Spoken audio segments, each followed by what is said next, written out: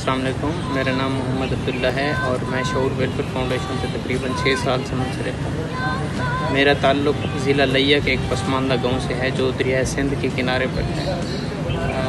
اس خدمت خلق کے سفر میں نے دیکھا ہے کہ کافی سارے لوگ ہمارے ارد گرد پریشان دکھائی دیتے ہیں، اور کیوں نہ ہو معاشرتی اور سماجی حالات اتنے بگڑ چکے ہیں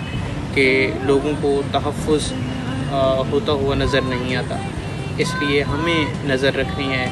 اور یہ دیکھنا ہے کہ ہمارے آس پاس میں جہاں کہیں بھی کسی کے گھر کا چراغ گل ہو رہا ہے، اس چراغ کو ہم نے گل ہونے سے بچانا ہے اور ہمیشہ کے لیے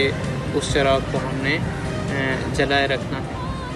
اور جس طرح بابا فرید فرماتے ہیں کہ اے فریدا میں جانیا دکھ مجھ ہوں، دکھ سبھائے جگ، اونچے چڑھ کے ویکھیا تے گھر گھر ایاد۔ آج کل بھی یہی حالات ہیں اور ان حالات میں ہمیں اپنے ارد گرد اور اپنے دوست رشتہ داروں اور ہمسایوں کے ساتھ ہم نے بات چیت کرنی ہے اور دیکھنا ہے جہاں کہیں بھی ہمیں مایوسی اور نا امیدی نظر آئے اس کو ہم نے ختم کرنا ہے اور ہمیشہ کے لیے شعور ویلفیئر فاؤنڈیشن کے ساتھ اور اجتماعی اور انفرادی طور پر